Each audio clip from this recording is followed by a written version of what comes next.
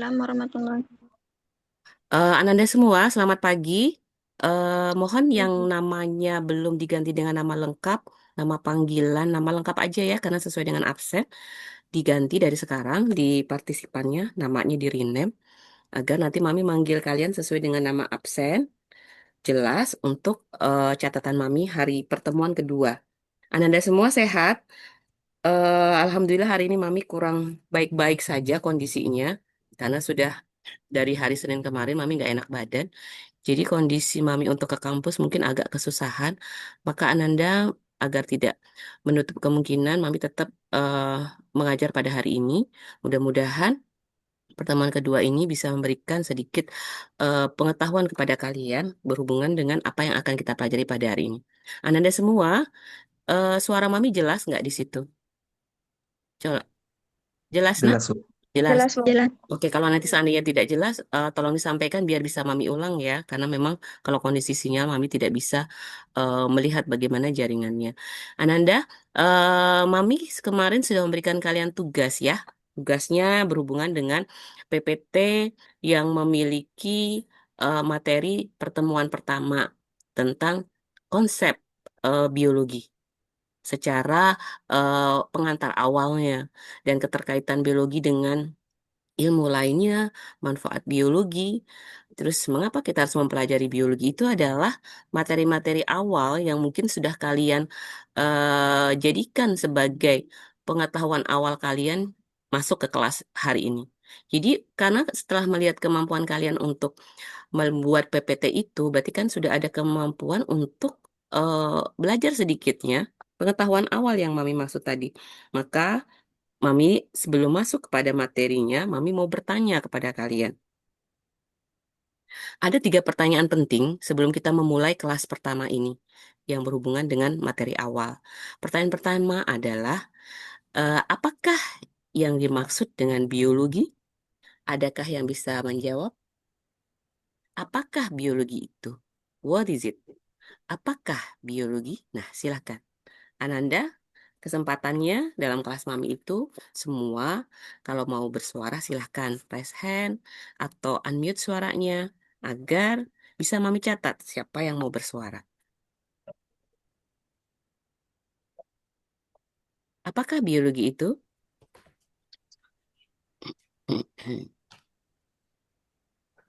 Saya Mami. Siapakah namanya? Aziz? Muhammad Abdul Aziz. Muhammad Abdul Aziz. Silakan Aziz menjawab pertanyaan pertama. Biologi adalah ilmu yang mempelajari tentang kehidupan dan organisme Mhm. hidup, termasuk struktur, fungsi, pertumbuhan, evolusi, dan distribusinya. Oke, jadi Aziz mengatakan bahwa biologi mempelajari tentang organisme ya. Boleh? Ya, Mami tampung jawaban dari Aziz. Ada lagi yang mau bersuara juga memberikan pendapatnya tentang apa yang ada di pikirannya tentang apa yang dimaksud dengan biologi. Silahkan Ananda. Aziz sudah Mami catat namanya. Ada lagi yang mau?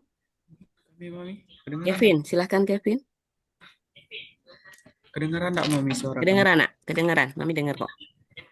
Jadi sebelum jauh ke pengertian, sebelumnya biologi tersendiri terbagi menjadi 2 kata, yaitu bios dan logos yang diambil Mhm, dari bahasa Latin. Bios mhm. yang artinya bios, il, ilmu,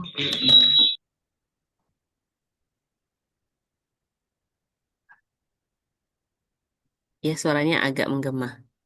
Mungkin karena ada dua handphone mungkin yang digunakan ya. Makanya agak menggaung di sini.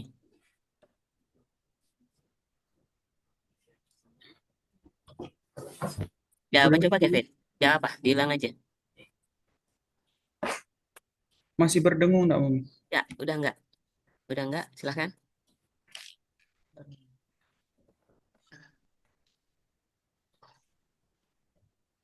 Silakan Kevin.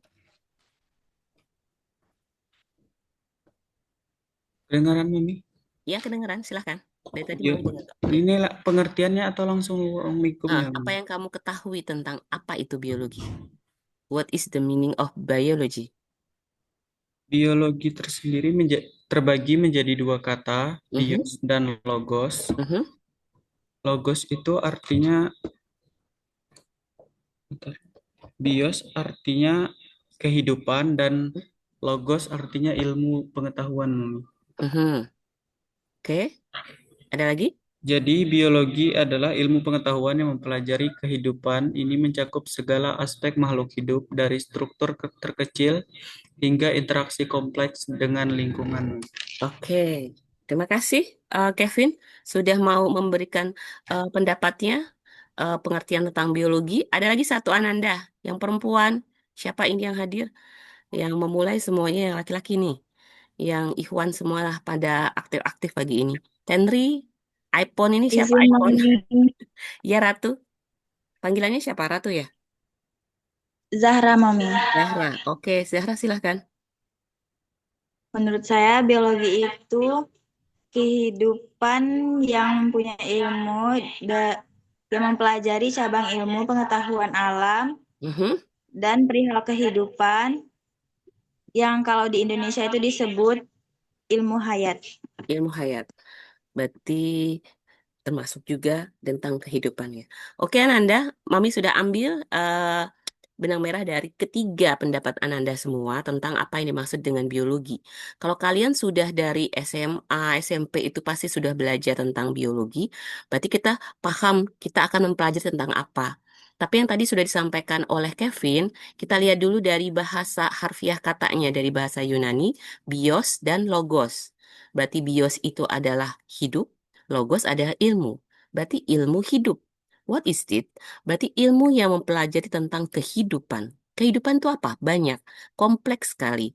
Kehidupan itu ada yang menyangkut tentang makhluk hidup, sesuatu yang hidup. Berarti ada di sana tercakup manusia, tercakup hewan, termasuk tumbuhan, dan organisme-organisme lain yang hidup. Itulah, dan kita juga akan mempelajari tentang interaksi dengan lingkungannya. Jadi complicated sekali.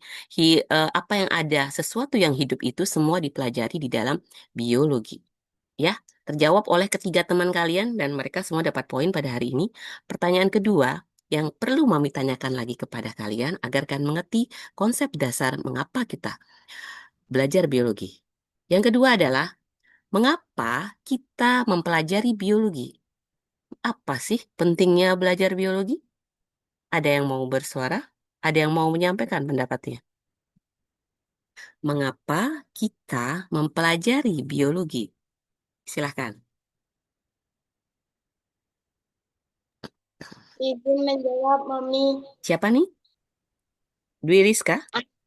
Oh, Anggi. Anggi, Anggi, silakan Ananda. Anggi. Ya, silakan. kenapa kita harus mempelajari biologi? Ya. Jawabannya adalah karena kita sebagai makhluk hidup dan kita tidak jauh dengan yang namanya kehidupan. Jadi Mhm. kita penting untuk mempelajari tentang biologi. Oke. Karena kita sebagai makhluk hidup ya, dan penting untuk mempelajari biologi. Oke, Anggi, ada lagi yang bertambahkan, Nak? Sudah? Itu? Oke, cukup. Anggi, Mami terima pendapatnya. Selanjutnya ada yang mau menambahkan. Mengapa sih kita perlu mempelajari biologi? Oleh Anggi disampaikan bahwa penting untuk karena kita termasuk makhluk hidup untuk mempelajari kehidupan. Jadi adakah yang mau menambahkan arti kata mengapa sih kita penting mempelajari biologi? Ada lagi? Silahkan. Eh, kan di dalam benak kita tuh banyak yang mau bisa dikeluarkan gitu. Kita sampaikan saja. Kita tidak usah takut itu salah. Kita harus itu benar. Yang pasti kita berani menyampaikan apa yang ada di dalam pikiran kita. Ya, silakan Ananda. Izin Mami. Istiqomah. Ya, silakan Nak. Ya Ibu. Ibu Mm-mm. iya Mami. Nggak apa-apa. Banyak panggilan ibu boleh, mami boleh, silahkan. Istiqomah ya. Kamu panggilannya juga istiqomah atau Eh, nanti ya? Isti. Isti. Oke, Isti. Silakan apa yang diketahui? Karena menurut saya karena membantu kita memahami diri sendiri, makhluk makhluk lain dan lingkungan, serta memberi dasar untuk berbagai potensi kesehatan di lingkungan. berhubungan dengan kita sendiri ya. Oke, boleh. Terima kasih Isti udah menyampaikan pendapatnya. Satu lagi ya, Ananda. Ada lagi? Nanti 16 kejawab semua deh ini. Karena ini baru Izin, 5 nih Mami catat. Tenri ya. Oke, ya. Tenri. Silakan, Nak. Mengapa belajar biologi itu penting? Karena Mm-mm, menurut saya biologi itu sangat bermanfaat dalam berbagai bidang. mhm, Contohnya itu kesehatan. ya. Biologi itu bermanfaat dalam proses transplantasi, transplantasi organ manusia dan Mhm, juga proses bayi tabung. mhm. Dan pada pertanian, biologi sangat bermanfaat untuk menghasilkan bibit unggul. Oke. Sudah cukup ya 3 orang ya. Jadi 3 orang itu kita ambil kesimpulannya. Apa yang perlu disampaikan mengapa kita penting mempelajari ilmu biologi. Yang seperti kalian ketahui tadi, biologi adalah untuk mempelajari kehidupan. Jadi kehidupan itu siapa? Akan kembali kepada kita sebagai manusia. Kenapa? Manusia itu diciptakan di muka bumi sebagai khalifah. Jadi dia akan mempelajari semua ilmu-ilmu yang berguna untuk mensejahterakan kehidupannya. Nah, kita belajar biologi berarti akan kembali kepada siapa? Ya kepada kita sebagai umat manusia. Karena biologi sebagai ilmu dasar untuk kembali kepada pemenuhan kesejahteraan manusia. Tidak lepas dari itu, semua ilmu akan kembali kepada harfiahnya umat manusia. Untuk apa? Kesejahteraan umat manusia. Walaupun nanti dalam kehidupan sehari-hari itu sangat bermanfaat, baik dalam bidang tadi kalian sampaikan kesehatan, transplantasi organ, transplantasi yang disebutkan tadi itu bagian kedokteran, industri makanan, lingkungan hidup, terus peternakan itu semua ada di dalam cakupan aplikasi biologi. Jadi kalau sudah merupakan ilmu dasar, berarti berkembangnya ilmu-ilmu lainnya itu ada di dalam biologi. Jadi kalau seandainya pertanyaan Mami besok kalian kompre, kompre itu istilahnya mengulang dari materi awal sampai akhir kalian bertemu dengan dosen-dosen penguji, ditanyakan tentang apa sih manfaat kamu selama ini mempelajari biologi, cukup itu yang kalian sampaikan. Karena biologi ini penting, Bu, sebagai ilmu dasar yang akan kembali lagi kepada kita untuk kesejahteraan hidup manusia. Itu saja sudah cukup. Dan itu sudah mewakili dalam arti mengapa kita perlu mempelajari biologi. Paham ya? Oke. Pintar anak Mami semua pada bisa menjawab. Hari ini Mami dibantu oleh kalian. Pertanyaan terakhir berhubungan dengan apa yang kalian ketahui tentang hal dasar, yaitu apa sih keterkaitan biologi dengan disiplin ilmu yang lain. Jadi apakah biologi ini berdiri sendiri atau biologi ini terkait dengan disiplin ilmu yang lain?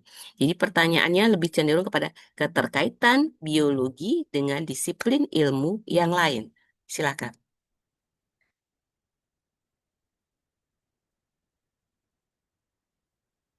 Ada yang bisa memberikan pendapatnya?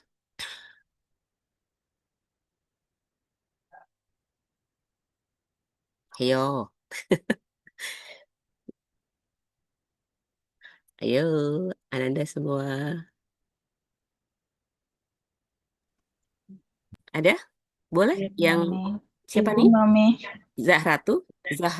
Zahra ya. Ya, Nak.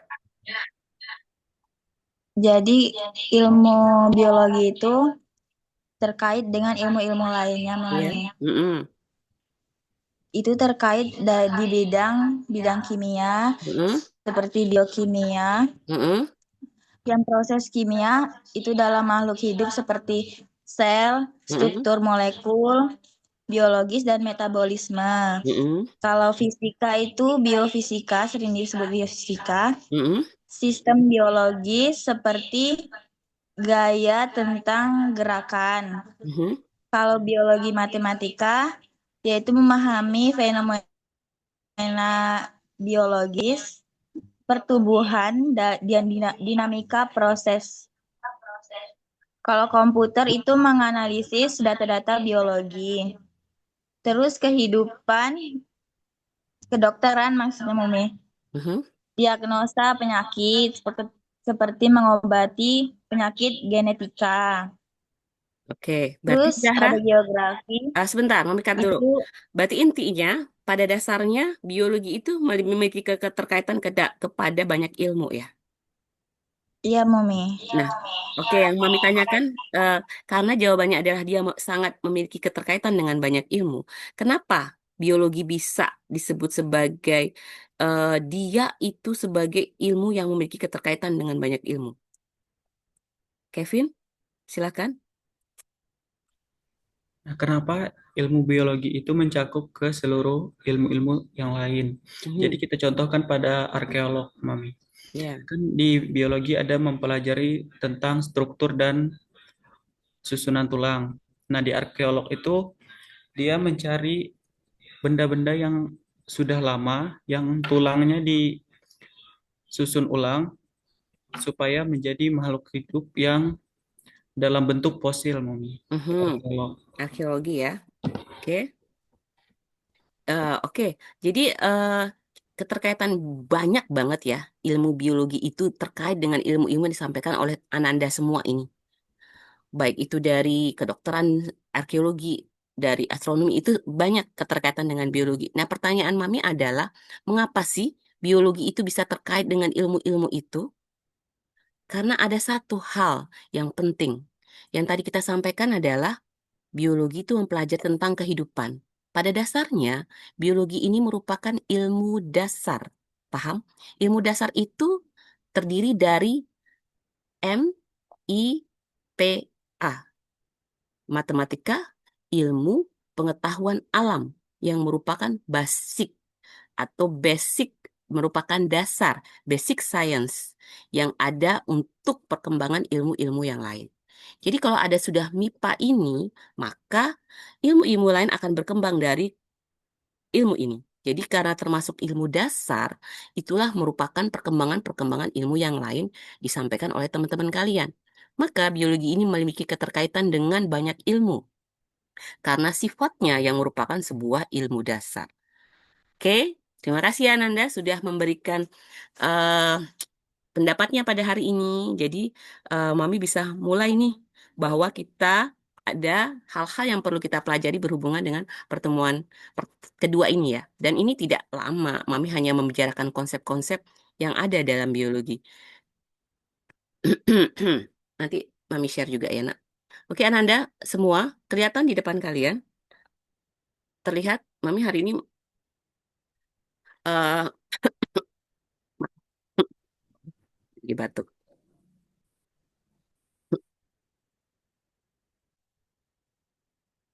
Kelihatan nggak, Nak? Apa yang di depan kalian kelihatan? Terlihat? Kelihatan, Mami. Oke, Kelihatan, kalau Mami. kelihatan Mami mau pengen tahu apakah nanti sinyal masih bagus atau tidak. Jadi kalau seandainya kita hari ini belajar tentang biologi, ketiga pertanyaan dasar ini sudah kalian jawab. Berarti sebenarnya kalian sudah mengetahui unsur-unsur apa yang perlu kita jelaskan di dalam pengertian mengapa sih kita mengetahui ilmu biologi. Dan ini sudah kalian jawab tadi. Jadi Mami akan mengulas itu saja. Jadi biologi itu sebenarnya simple karena kita berhubungan dengan kehidupan kita sehari-hari. Kalau kita sebagai manusia, kita memperhatikan apa sih biologi itu ada di dekat sekitar kita, di lingkungan sekitar kita. Kan itu hal-hal yang sangat simpel yang bisa kita pelajari. Mengapa? Karena kita bisa aja melihatnya dengan mengapa sih kok kita bisa timbul jerawat? Itu kan suatu hal yang bisa jadi pertanyaan untuk suatu hal yang sederhana yang bisa jadi pertanyaan. Bagaimana sih bisa muncul jerawat? Dari mana sih jerawat itu? Itu kan hal yang sederhana ya. Terus, mengapa sih kalau aku habis olahraga itu aku haus? Apa sebabnya? Nah, itu kan suatu pertanyaan-pertanyaan dasar sebenarnya yang ditanyakan oleh manusia. Ya kita yang memiliki akal dan pikiran. Terus, mengapa sih buah mangga itu kok baunya harum? Nah, itu semua sebenarnya hal-hal simple yang merupakan dasar-dasar bahwa di situ biologi. Kenapa? Ya karena hal-hal itulah yang menyebabkan ada ilmu biologi yang mempelajari hal-hal tersebut yang berada di sekitar kita. Pertanyaan-pertanyaan simpel inilah yang menyebabkan para ahli, bukan para ahli, para awal-awal yang ilmuwan-ilmuwan yang akan menjadi seorang ahli biologis, mereka berpikiran dari hal-hal yang sederhana. Dari hal-hal sederhana itulah akhirnya mereka mengungkapkan bahwa ini adalah kehidupan yang memang harus dipelajari. Maka para ahli biologi ini mempelajari dalam bentuk ilmu yang disebut sebagai ilmu biologi. Jadi di sini kita bicara tentang makhluk hidup. Pokoknya sesuatu yang hidup itu akan dipelajari dalam ilmu biologi. Nah, bagaimana perkembangannya biologi? Kalau kalian ketahui, perkembangan biologi ini bermuasal dari hal-hal yang sangat kompleks. Kalau kalian pelajari di dalam PPT kalian, ada perkembangan asal-usul kehidupan yang sangat-sangat dimulai dari teori-teori yang awal sekali yang namanya abiogenesis. Kemudian dimulai lagi dengan biogenesis, lalu teori evolusi kimia, dan akhirnya dimulai dengan teori evolusi biologi. Dari hal ini kan pasti punya pengetahuan dulu nih, dari SMA, SMP, itu pasti sudah diberitahukan tentang apa sih yang dimaksud dengan abiogenesis, para awal muasal perkembangan ilmu biologi. Ada yang mau memberikan pendapatnya? Apa sih yang dimaksud dengan abiogenesis di sini? Silakan Ananda. Abiogenesis. Di dalam PPT kalian ada kok Mami lihat yang membahas tentang ini. Jadi mungkin ada yang sudah memiliki pengetahuan tentang asal muasal kehidupan dari teori yang disebut abiogenesis. Silahkan. Izin Mom, Ya, Iis ya. Iis panggilan siapa? Iis Mom. Iis Bu. Iis. Iis In. Siapa nih? Jangan nggak bisa renam nama kalian dengan nama lengkap ya. Iis aja lah ya. Iis aja nanti yang mencatat Iis siapa. Silakan Ananda. Apakah yang dimaksud dengan abiogenesis? Pertanyaan pertama. Abiogenesis adalah teori yang menyatakan bahwa makhluk hidup dapat muncul secara spontan dari benda mati tanpa melalui proses reproduksi makhluk hidup sebelumnya. Oke. Jadi dia mengatakan bahwa makhluk hidup berasal dari benda tak hidup. Benda tak hidup. Oke. Dari benda tak hidup. Dari konsep awal pertama ya, ilmu biologi itu berasal dari bahwa makhluk hidup berasal dari benda tak hidup. Seperti yang disampaikan oleh siapa itu? Ahlinya Aristoteles ya, yang menyatakan bahwa contohnya kok bisa sih bahwa makhluk hidup itu berasal dari benda mati? Karena bapak ini beliau melakukan percobaan. Dia melihat bahwa ikan itu hidupnya di lumpur. Cacing itu hidupnya di tanah, dan kuman itu dari makanan basi. Berarti itu hal-hal yang bermuasal dari hal-hal yang tidak hidup kan? Maka disitulah beliau membuat teori tersebut. Karena kan berawal dari asal muasal, ingin tahu juga. Dan disebut sebagai teori klasik yang disebut generatio spontanea oleh Aristoteles. Nah, ini semuanya melalui perkembangan dari 384 Masehi sampai 322 Masehi. Berkembang terus akhirnya menjadi sebuah teori lagi yang disebut sebagai teori biogenesis. Nah, sekarang apakah yang dimaksud dengan teori biogenesis? Silakan, Ananda, sampaikan pengetahuan kalian. Izin Mami. Siapa? Ihsan? Ya, Ihsan, Ihsan. Mami. Silakan, Ihsan. Biogenesis adalah teori yang menyatakan bahwa makhluk hidup hanya dapat berasal dari makhluk hidup sebelumnya, bukan dari benda mati, Mami. Oke, berarti dia kebalikan ya, melawan teori kebalikan. dari Aristoteles tersebut. Abiogenesis dilawan dengan teori biogenesis yang disampaikan oleh siapa? Louis Pasteur, Lazzaro Ya, Louis Spallanzani, Pasteur. dan Francisco Redi. Mereka melakukan penelitian-penelitian, melakukan percobaan-percobaan yang akhirnya menyatakan bahwa teori abiogenesis itu terbantahkan. Dan mereka mendapatkan bahwa terjadilah percobaan-percobaan yang dari sederhana sekali. Coba kami lihatkan teori abiogenesis ya, bahwa dari sebuah daging ini yang ada yang ditutup dengan penutup, ada yang tidak. Ini suatu percobaan yang sangat simpel untuk membuktikan bahwa makhluk hidup berasal dari makhluk hidup. Jadi bukan berasal dari benda mati. Di sini daging ini ditutup, ada yang tidak ditutup. Dan rupanya setelah ditutup tidak terjadi tumbuhnya belatung-belatung. yang merupakan asal muasal dari makhluk hidup tersebut. Jadi tidak terbukti teori dari abiogenesis. Tapi yang dibuka kemudian ditutup, terlihat bahwa ada terbentuk lahir belatung-belatung yang ada di daging ini.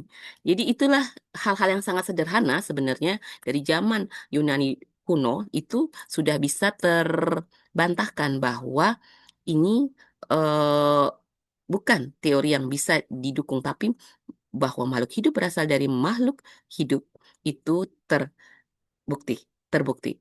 Dan ini disampaikan oleh teori-teori penelitian-penelitian yang mendukung hal tersebut. Oke, Louis Pasteur juga melakukan penelitian yang lebih complicated, yaitu dengan menggunakan ini yang namanya labu yang berbentuk angsa. Nah, leher labu ini akhirnya dipanaskan dan makin lama makin terlihat bahwa setelah dipanaskan akan terlihat adanya eh, organisme-organisme yang hidup di dalam leher labu ini. Karena kondisi yang dipanaskan dan tidak dipanaskan itu akan memberikan perubahan bahwa beberapa lama kemudian ada mikroba tumbuh di dalam labu ini. Nah, itu sebenarnya sebuah hal-hal yang lebih dari yang penelitian Francisco Redi tadi, yang lebih menunjukkan bahwa memang makhluk hidup itu berasal dari makhluk hidup. Kayaknya Mami salah ini ya, PDF ya. Harusnya Mami tadi pakai PPT ngeluarinnya ya. Jadi agak terputus, tapi nggak apa-apa deh Mami, biar nggak balik lagi nanti Mami kirim aja PDF kepada kalian ya nak ya. Jadi kondisi-kondisi yang ada Mami katakan saja bahwa di dalam teori kehidupan ini semua berawal dari teori-teori klasik, modern, hingga menghasilkan teori-teori yang ada. Jadi sebenarnya ini belajar sejarah. Kalau kalian bicara tentang sejarah biologi, berarti kalian sebenarnya bisa membuatnya dalam bentuk peta konsep yang berawal dari asal muasal terbentuknya teori itu hingga sampai ke klasik yang disampaikan oleh abiogenesis sama biogenesis tadi sampai ke arah modernnya. Nah, dari sini akan berlanjut terus sampai kepada ilmu-ilmu yang kalian sampaikan tadi. Kepada Mami ada arkeologi, ada kedokteran, itu semua ilmu-ilmu yang akan selalu berkembang dari asal muasal teori biologi ini, yaitu teori asal-usul kehidupan. Nah, kalau seandainya kita kembalikan kepada eh, Al-Quran, jadi Ananda semua di sini adalah saintis yang bersifat Islami. Jadi kalau seandainya Ananda kaji biologi, ini semua tidak lepas dari kajian-kajian yang ada di dalam Al-Quran. Mengapa? Al-Quran itu sudah ada pada zaman Nabi Rasulullah, yaitu 652 sebelum Masehi. Dan di dalam surah-surah Al-Quran tersebut sudah digambarkan tentang adanya kehidupan, baik dari terbentuknya alam semesta yang dikaji dalam biologi, bagaimana adanya langit dan bumi, itu semua terbentuk dan ada dibuktikan di dalam surah-surah yang ada di dalam Al-Quran. Dan adanya kehidupan itu semua menjadikan asal muasal ilmu. Dan sebenarnya ilmu itu semua berdasar dari ilmu Al-Quran. Yang kalau dikaji lagi nanti kalian semester 1 ada belajar tentang tafsir hadis ayat terbawi, belajar tentang ilmu Al-Quran, pasti akan lebih memahami bahwa ilmu saintis itu tidak pernah lepas dari yang namanya Al-Quran yang menjadi panduan hidup umat Islam. Ya Ananda? Jadi kalian jangan sampai lepaskan itu. Karena semua ilmu-ilmu yang ada tidak berpaling dari situ. Jadi ini hanya tambahan bahwa ilmu itu sangat luas. Dan semuanya tergambarkan di dalam Al-Quran.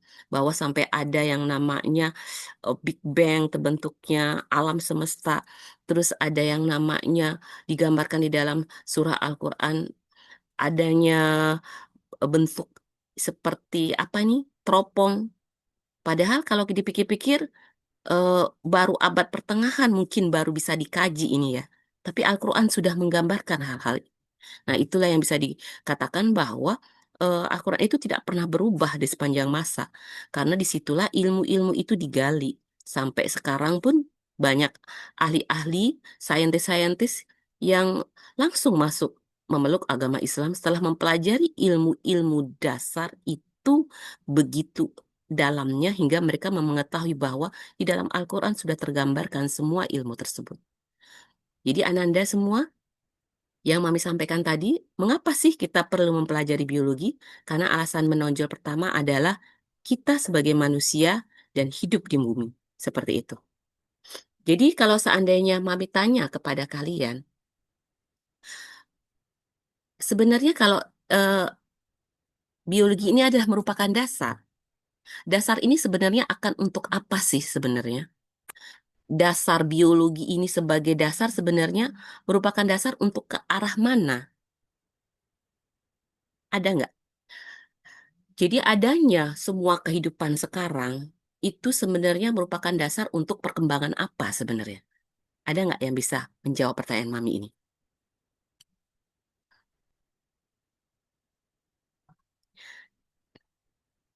Jadi adanya ilmu biologi ini akan menyebabkan dasar terbentuknya apa gitu.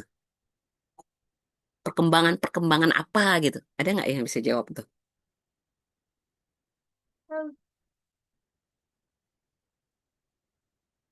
Ada?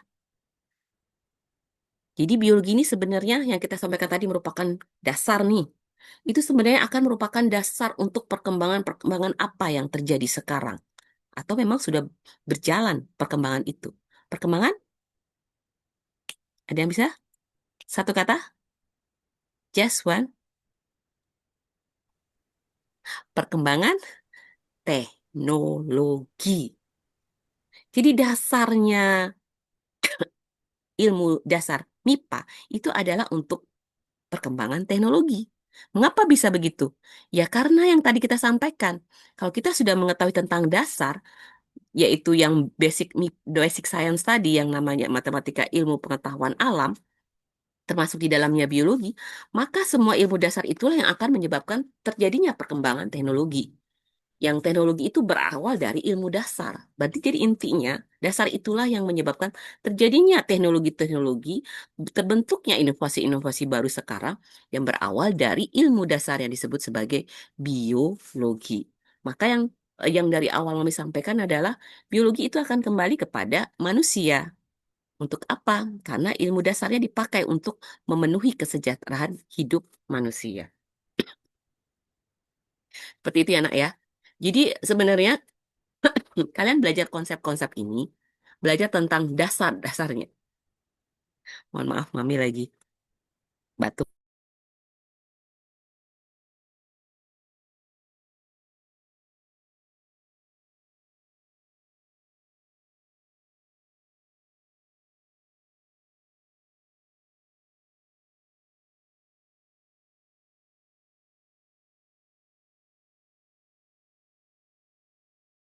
Mohon maaf ya, Nak ya, intermezzo.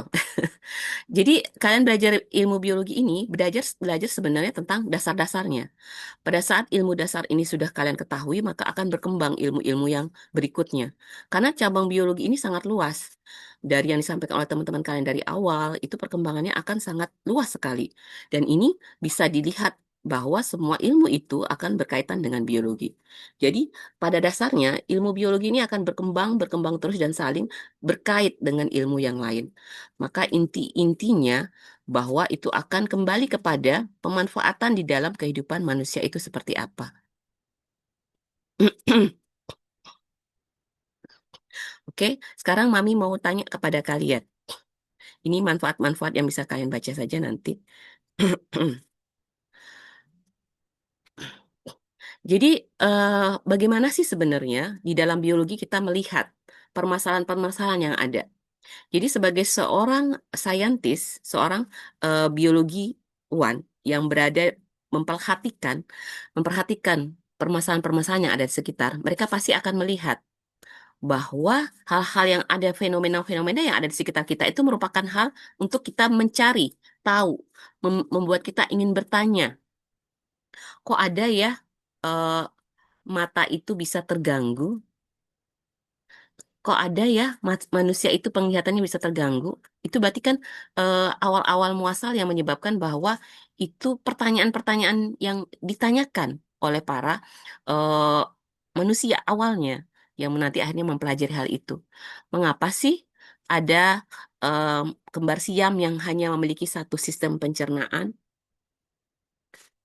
Terus mengapa pencemaran perairan itu menyebabkan matinya biota yang ada di dalam perairan?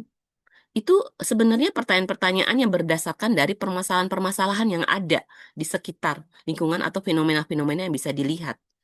Dan permasalahan itu sebenarnya sebagai ahli biologi dia akan memberikan suatu pertanyaan-pertanyaan dalam pikiran dia yang dibentuk dalam suatu hal yang bisa menyebabkan dia bisa menjawab permasalahan tersebut.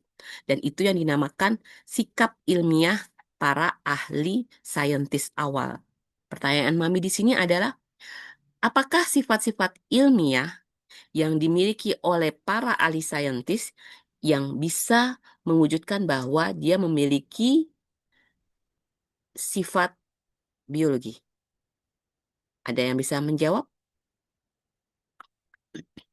Ada?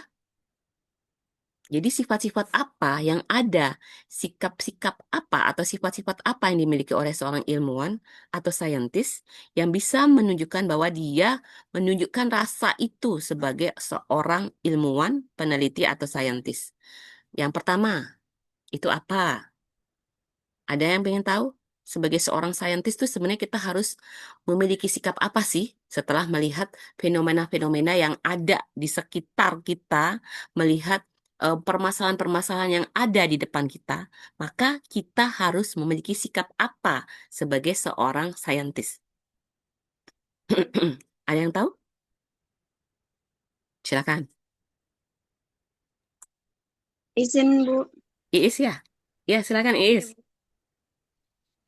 yang harus dimiliki oleh seorang eh, itu salah satunya yaitu sikap peduli. Sikap peduli. Oke. Mengapa Ananda mengatakan bahwa Ananda harus memiliki sifat peduli? Karena sebagai seorang peneliti, Mm-mm. ketika tidak ada sikap peduli, maka tidak akan terjadi suatu penelitian. Kalau tidak ada sifat peduli, maka tidak ada suatu penelitian. Oke, boleh. Mami terima. Selain itu ada Iis mau nambahin? Tidak ada, Mam. Dah, oke. Yang berikutnya ada lagi. Sikap-sikap yang harus ditanam, harus ada sebagai kita anak biologi sekarang, bahwa kita ini akan menunjukkan sikap kita sebagai seorang saintis. Itu apa? Tadi Ananda Is mengatakan memiliki sifat peduli, sikap peduli. Ada lagi tambahan? Selain sikap peduli tadi, kan banyak tuh yang perlu disampaikan, sikap-sikap yang harus ada nih sebagai seorang saintis tuh sebenarnya banyak kan, bukan hanya satu itu aja kan. Nah, apa saja nih yang perlu kalian ada di dalam diri kalian sekarang nih, mulai dipupuk nih bahwa harus ada nih kita sebagai saintis awal. Ada nggak yang mau Izin, disampaikan? Fahri atau Anggi dulu? Fahri dulu, kayaknya Mami belum dengar suara Fahri. Fahri? Sikap saintis yang perlu sifat yang perlu ia miliki ialah sikap rasa ingin tahu. Saintis perlu mempunyai rasa ingin tahu untuk mencari jawaban tentang fenomena alam yang menjadi dasar untuk melakukan eksperimen dan penelitian. Rasa ingin tahu. Karena rasa ingin tahulah dia ingin melakukan suatu eksperimen atau penelitian. Oke, boleh. Mami terima, Fahri. Terima kasih atas jawabannya atau pendapatnya. Yang Mami ingin dengar lagi suara Anggi. Apalagi Anggi selain tadi peduli, rasa ingin tahu. Terus ada lagi? Menurut saya, setelah ingin tahu, kalau misalnya tidak dibarengi dengan konsisten, maka tidak akan terjadi yang namanya penelitian gitu, Mami. Konsistensi. Itu berarti sifat, sikap ya, yang perlu dibahas. Dan itu kalau Mami anggapkan, konsistensi itu bisa berupa hal-hal yang teratur, sesuai dengan apa yang ada dalam langkah-langkah penelitian ya. Konsisten sesuai dengan itu. Boleh, Mami terima. Ada lagi yang mau menambahkan? Masih banyak nih. Masih banyak nih Anggi ya. Oke, ada lagi nak? Baru 9 orang nih yang namanya Mami catat nih. Yang lainnya, adakah yang mau nambahin? Tapi ada juga yang sudah dapat poin plus-plus karena beberapa kali ngejawab pertanyaan-pertanyaan Mami sekarang. Ayo dong, ini waktu kalian untuk menyampaikan pendapatnya. Rasa ingin tahu, konsistensi, peduli, itu Mami terima sebagai sikap-sikap yang ada dan didukung dalam seorang saintis. Ada lagi nggak yang penting? Yang penting sebenarnya ini apa nih? Izin Mami, Ya, Isan? Isan, jujur atau terbuka Mami. jujur atau terbuka? Apa yang dimaksud dengan jujur? Jujur Ketika itu melakukan penelitian, Mm-mm. ketika seorang peneliti tidak jujur hasil penelitiannya, maka itu tidak akan terbuka Mami. Seperti itu Tidak akan Mami. terbuka. Istilahnya istilahnya terbuka itu jujur dan terbuka tuh lain hal. Jadi kalau jujur berarti dia mau menyampaikan apapun hasil penelitian dia. Mau itu gagal atau berhasil itu tetap disampaikannya karena dia memiliki sifat kejujuran. Kalau keterbukaan berarti dia mau menerima pendapat dari orang lain, menyatakan bahwa penelitian kita ini terbuka untuk diterima oleh siapapun dan kita mau menerima kritik ataupun saran dari orang-orang yang melihat penelitian kita. Jadi sifat itu terbuka. Itulah sifat saintis yang mau menerima pendapat dari orang lain dan itu bersifat terbuka. Jadi jujur dan terbuka itu ada hal yang harus ada di dalam seorang ilmuwan atau seorang saintis sejati. Terima kasih ya Ihsan. Tambahannya ada lagi nih yang belum Oke Mami. disampaikan. Satu lagi deh. Siapa lagi nih? Selain yang tadi disampaikan oleh teman-teman kalian ada jujur, terbuka, rasa ingin tahu, konsisten, peduli. Itu sebenarnya unsur-unsur yang harus ada dalam sikap-sikap ilmiah seorang saintis. Nah, sekarang ada lagi nggak yang mau ditambahkan? Penting ini, penting juga termasuk salah satu hal yang penting yang memang kita harus memiliki sikap itu. Mungkin kami, Kevin, silahkan nak. mungkin dari kami sikap yang harus dimiliki oleh saintis adalah teliti dalam melakukan observasi, pengukuran dan tahapan-tahapan lain dalam penelitian. Misal kita pakai metode ilmiah, Mami. Nah, kita tuh harus terstruktur cara penelitiannya. Jadi harus teliti. Jikalau memang ada yang salah, pasti akan diprotes oleh peneliti-peneliti lainnya dari mana sumber ini. Oke, berarti kalau Anda mengatakan hal itu, berarti kita sudah harus memiliki sikap-sikap teliti untuk menggambarkan bahwa kita sesuai dengan langkah-langkah step-step yang ada di dalam metode ilmiah. Ya, seperti itu ya nak ya. Oke, terima kasih Kevin.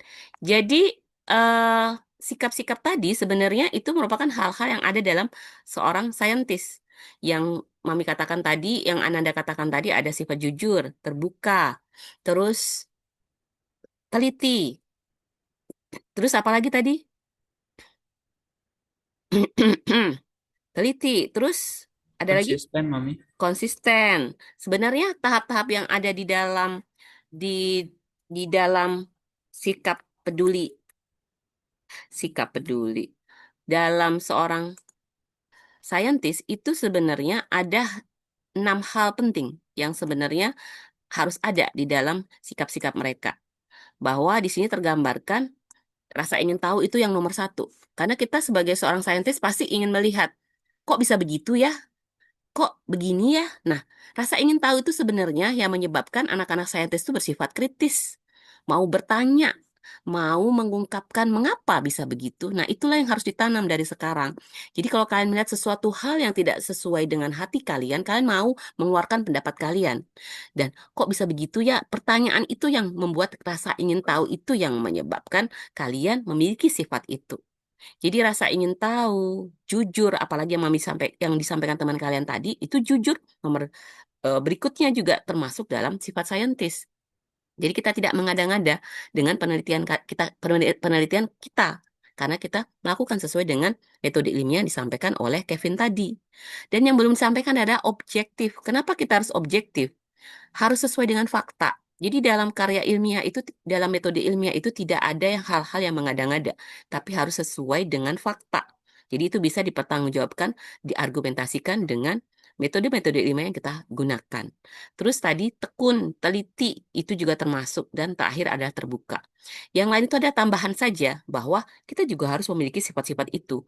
Kondisi-kondisi yang ada itu adalah menyebabkan kita harus bersikap sebagai seorang saintis. Asal muasalnya pasti inilah yang dimiliki. Terima kasih ya. Satu lagi yang ingin Mami tanyakan sebelum berakhir nih. Karena Mami hanya sekedar konsep-konsep saja.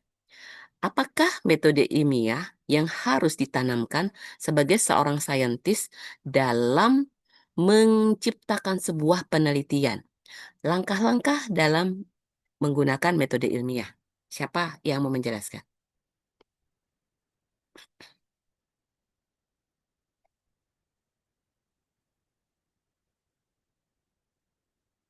Jadi setelah memiliki sifat-sifat ini, kita akan melakukan sebuah penelitian untuk menerapkan metode ilmiah yang kita punya. Nah, metode ilmiah itu sebagai seorang biologi harus tahu tuh.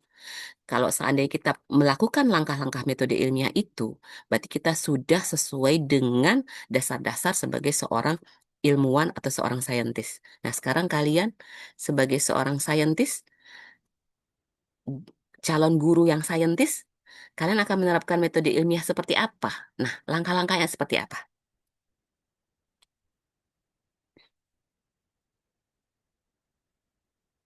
Adakah yang bisa bantu Mami menjawab?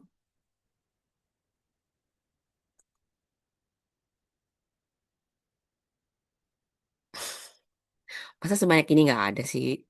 Ayo. Mungkin kalau ada bisa kami, Mami. Boleh Kevin. Nggak apa-apa, ini hari ini kalau Kevin mau jawab, jawab aja. Sesuai dengan apa yang ada. Silakan Kevin. Jadi untuk menentukan metode ilmiah, kita harus mengobservasi lapangan dulu, kayak menentukan masalah atau apa yang ingin diteliti. Setelah sudah diobservasi, kita langsung menentukan rumusan masalah. Jadi kayak pertanyaan gitu, pertanyaan tentang apa yang diteliti. Iya. Nah, jadi kita kumpulkan informasi dari beberapa sumber. Tidak dia hanya satu sumber, karena di satu sumber itu bisa ada yang tidak sesuai dengan kejadian yang diteliti. Kemudian kita buat hipotesis, kayak dugaan awal yang dianggap benar. Jadi kita buktikan ini benar atau kurang benar. Jadi kita setelah itu langsung kita eksperimen. Eksperimen kayak melakukan percobaan atau menguji kebenaran dalam penelitian tersebut. Kemudian kita analisis data yang ada yang sudah kita eksperimenkan tadi. Kita analisis datanya apakah penelitian ini benar atau salah. Setelah sudah semua itu, jadi kita tarik kesimpulan bagaimana penelitian tersebut. Kesimpulannya benar atau tidak, atau ada yang diada-adakan, atau lain sebagainya, Mami. Oke. Terima kasih ya Kevin, udah bantu Mami menjawab, menjelaskan, membantu Mami menjelaskan bahwa yang ada di dalam metode ilmiah telah disampaikan Kevin tadi itu merupakan suatu runtutan langkah-langkah yang harus ada di dalam suatu metode ilmiah. Apabila kalian melakukan suatu penelitian tidak melalui runtutan langkah-langkah tersebut, otomatis kalian tidak akan bisa berargumentasi dengan para peneliti lain di luar. Karena kita tidak sesuai dengan konsep-konsep dasar metode ilmiah. Sesuatu hal apapun yang bisa dipertanggungjawabkan keluar, Ananda di sini belajar meneliti dari awal, belajar membuat percobaan dari awal, itu harus ada dasarnya, yaitu metode ilmiah. Karena kalau tidak kita berpijak dari hal tersebut untuk menjadikan dasar kita melakukan sesuatu, tidak ada yang bisa kita pertanggungjawabkan di luar. Kita akan menjadi apa yang kita lakukan kalau tidak sesuai dengan standar metode ilmiah tersebut, berarti kita akan patah. Argumen yang kita sampaikan di luar akan patah dengan sendirinya. Kok kamu bisa begitu? Apa yang kamu lakukan? Metode apa yang kamu gunakan? Terus kok bisa begini? Nah, tapi dengan kita menggunakan hal-hal tersebut dengan runtut, kita akan bisa menjawab, oh kami menggunakan metode sterilisasi, maka itu tidak terbukti. Nah, karena itu ada langkah-langkah yang sudah kita lakukan dengan hal yang menuruti metode ilmiah tadi. Jadi, Ananda, kalau sudah memiliki sifat saintis tadi, berarti kita bisa melakukan metode-metode ilmiah yang berhubungan dengan kita mau melakukan apa sih, percobaan apa yang akan kita lakukan. Jadi, Ananda, kesempatan berikutnya adalah Ananda melakukan praktikum sederhana untuk membuktikan pertemuan berikutnya. yaitu tentang pertumbuhan dan perkembangan pada makhluk hidup. Jadi Ananda akan melakukan hal ini. Nanti akan Mami share aja. Ini sederhana aja. Dan itu sudah biasa kalian lakukan dari SD mungkin. Anak Mami juga dari SD juga sudah melakukan hal ini. Tapi Mami butuh pembuktian kepada kalian untuk melihat fenomena yang ada pada saat melakukan proses tersebut. Jadi ini adalah perkecambahan tentang biji kacang hijau. Cepat kok, biji kacang hijau cepat tumbuhnya. Jadi kalian letakkan berdasarkan perlakuan yang ada di dalam setiap eksperimen yang kalian berikan. Jadi kalian nanti karena ini adalah anak biologi yang berjumlah 16 orang, Mami minta dibagi menjadi 16 orang, bagusnya jadi berapa orang ya? 4 kelompok atau 5 kelompok ya? 5 kelompok ya? Berarti kalau 5 kelompok isinya 3 orang ya? Ada yang 1 ya? Iya, Kevin ya? Bantu Mami menjawab, nak. Apa Ibu? Ini ada 16 orang kan, nak? Iya. Nah, oke, Mami kan belum membuat kelompok nih. Maka nanti Mami minta hari ini kalian yang membuat kelompoknya. Kalian yang menentukan siapa nama-nama yang ada di dalam kelompok 1 hingga 5 kelompok. Jadi nanti kalian undi saja berdasarkan 5 kelompok tersebut siapa yang masuk kelompok 1, 2, 3, 4, 5. Oke? Kalau hari ini sudah terbentuk kelompok tersebut, silahkan sampaikan di grup nama kelompok 1 ini Bunda, ini Mami, terus kelompok 2 siapa, kelompok 3 siapa, dan Mami dapat catatannya. Dari kalian membuat kelompok ini, karena Mami belum mengenal Ananda satu persatu, jadi belum bisa Mami buat kelompoknya, kalian silahkan random. Kalian tentukan sendiri berdasarkan randomisasi tadi siapa yang berteman kelompoknya dengan siapa. Jadi kalian jadikan ini sebagai wadah untuk bekerja sama. Mengapa? Karena kalian butuh kolaborasi di sini dengan teman-teman yang lain dalam menyelesaikan proyek-proyek kelompok yang Mami berikan nanti setiap minggu perkuliahan. Kalau ini kalian tidak bisa bekerja sama, berarti untuk apa? Karena dalam setiap pekerjaan kelompok pasti ada penilaian di sana. Dan yang menilai bukan Mami, yang menilai ada teman kalian. Pada saat ini sudah dikerjakan, pasti ada penilaian teman sejawat yang ada rubrik-rubriknya yang menyatakan bahwa teman kalian berpartisipasi tidak dalam penelitiannya. Teman kalian ada nggak sumbangsihnya dalam penelitian? Dan yang menjawab nilai tersebut adalah teman kalian. Misalnya Kevin berteman dengan Ihsan dan Arif dalam satu kelompok. Nah, yang memberikan nilai adalah Fahri dan Ihsan untuk memberi nilai kepada Kevin. Oh, berarti Kevin semuanya membantu Mami kami nilai 100. Nah, berarti yang memberi nilai adalah Ihsan dan Fahri. Mami tinggal mencatat. Oh, berarti dalam nilai kerjasama di dalam kelompok itu mereka merasakan bahwa Kevin mau bekerja. Nah, seperti itulah dalam penilaiannya, nak ya. Jadi ini penelitian sangat sederhana sekali yang bisa kalian lakukan dimanapun, di tempat manapun, dan yang kalian buat ini berdasarkan praktikum sederhana. Kalian bisa buat ini, nanti dilaporkan di minggu depan dalam bentuk kajian praktikum sederhana yang akan menjadi kajian kita untuk pertemuan berikutnya. Ini saja. Sampai di sini ada pertanyaan?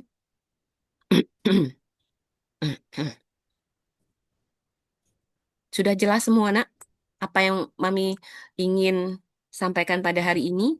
Yaitu kalian belajar nanti secara mandiri kelompok, tapi kalian bagi berdasarkan tugas dalam pengerjaan tugas harian ini. Tugas harian. Ini waktunya hanya 7 hari ya. Jadi kalau bisa nanti balik dari kampus udah nyari kacang ijo. Kacang ijo kan murah tuh harganya berapa sih?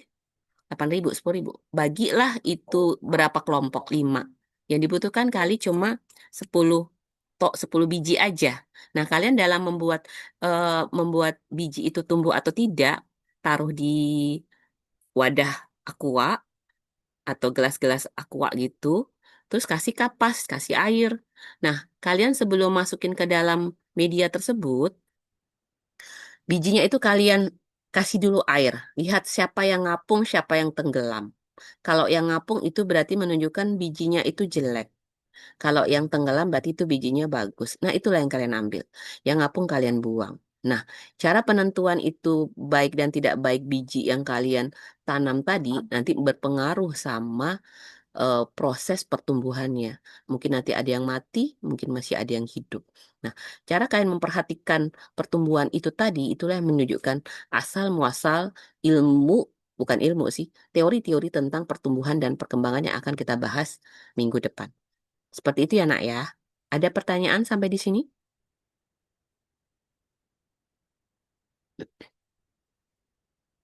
Ada pertanyaan, Kevin? Anggi? Mungkin dari kami cukup, Mami. Oh, Kevin cukup. Anggi? Izin bertanya, Mami. Ya, silahkan, Ananda. Apa perbedaan antara penelitian ilmiah dengan metode ilmiah? Oke, eh, pertanyaannya bagus banget. Penelitian ilmiah dengan metode ilmiah. Sebentar, Mami catat dulu. Anggi udah bertanya. Anggi. Jadi Ananda, kalau kita kaji dalam hal yang ditanyakan oleh Anggi tersebut, penelitian ilmiah, metode ilmiah, itu sebenarnya kata-kata yang sama di situ apa? Ilmiahnya ya. Berarti kalau kita lihat kata ilmiah, berarti kita sudah menerapkan hal-hal yang berhubungan dengan sesuatu hal yang ilmiah yang bisa dipertanggungjawabkan. Metode ilmiah itu adalah bagian dari penelitian ilmiah. Mengapa? Karena penelitian ilmiah itu menggunakan langkah-langkah yang ada di dalam metode ilmiah. Kalau penelitian ilmiah itu tidak menggunakan langkah-langkah yang ada dalam metode ilmiah, dia tidak bisa dikatakan sebagai penelitian ilmiah. Just penelitian aja, tapi dia penelitian yang tidak ada dasarnya. Ya, karena pada dasarnya penelitian ilmiah itu pasti menggunakan metode ilmiah. Seperti itu ya, Nak ya. Terima kasih, Mami. Iya, sama-sama. Sebentar ya, Nak ya. Kalian waktunya sampai jam berapa ya? Tadi Mami bilang sampai jam 9 ya.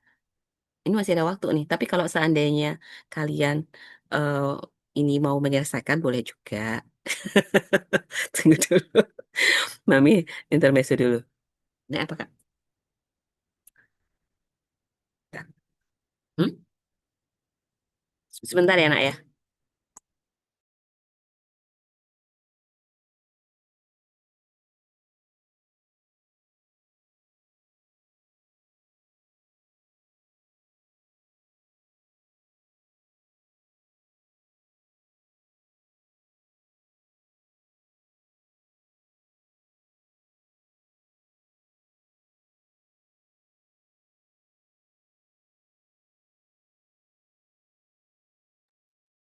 Dah, itu ya. Ya, Assalamualaikum. Waalaikumsalam. Bye-bye. Udah baik, Kakak. Ya, Ananda, ada lagi yang mau bertanya tentang hal-hal yang berhubungan dengan pertemuan hari ini?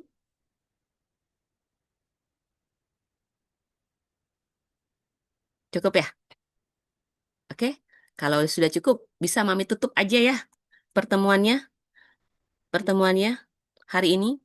Nanti apa yang Mami sampaikan, Mami share ke kelas kalian bahwa pembelajaran pada hari ini berhubungan dengan konsep-konsep kehidupan yang ada di dalam biologi. Dan itu sebenarnya berhubungan dengan asal muasal mengapa sih pentingnya kita mempelajari biologi dan apa itu biologi dan seberapa pentingnya biologi dalam kehidupan manusia. Karena pada dasarnya kita semua akan kembali untuk mempelajari biologi, kembali lagi kepada kita untuk mensejahterakan hidup manusia. Jadi dasar-dasar itu yang perlu kalian pegang dari sekarang.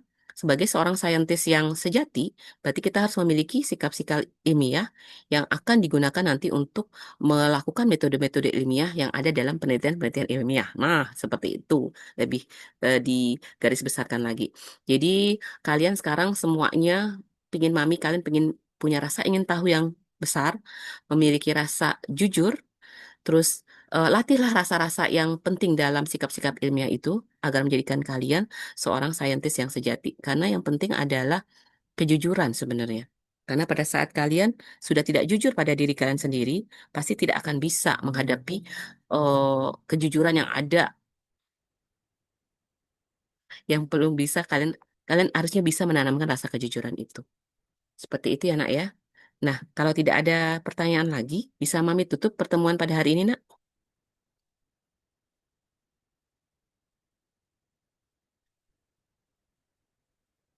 Bisa? Kevin? Wasma? Bisa? Kevin ini namanya Kevin Kurniawan atau Kurniawan? Kalau nama asli Kurniawan, Mami. Ini ngikutin nama KTP, Mami. Oh, KTP-nya yang salah ya? Nggak bisa dibenerin KTP-nya tuh, nak? Iya, nak, nanti, Mami. Oh, Belum sempat ke ini, Mami. belum Ke sempat ke lanjut. Dukcapil ya? Biasanya Iya, kembali ke Dukcapil lagi ya? Oh ya sudah, Kevin Kurniawan aja yang Mami panggil kan. Jadi Kevin, minggu depan insya Allah karena ini ada praktikumnya, jadi Mami insya Allah bisa masuk secara offline ya mudah-mudahan diberikan kesehatan untuk bisa ke kampus lagi dan bertemu kalian semua karena sudah 2 minggu kita nggak bertemu secara offline.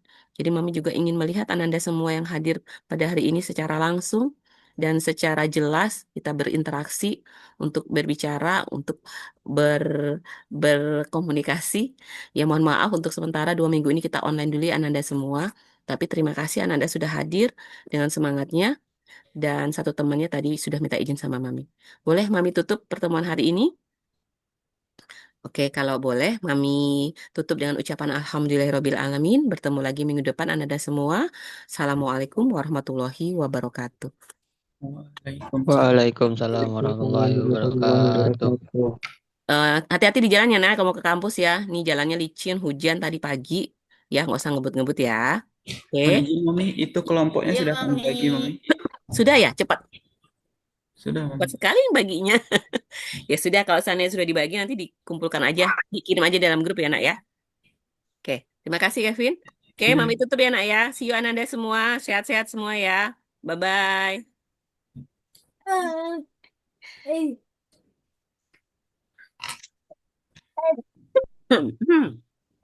Ya, Nak.